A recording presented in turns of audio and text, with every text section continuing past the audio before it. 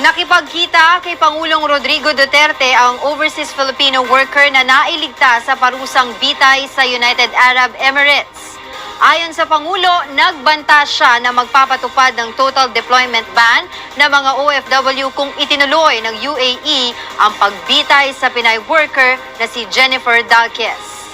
Ito ang balita ni Rosa Nicole.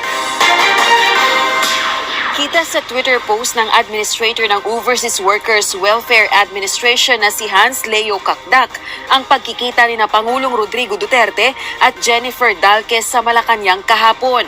Niyakap ni Dalquez ang punong ehekutibo. Batay sa tweet ni Kakdak, tearful at joyous ang pagkikita ng dalawa.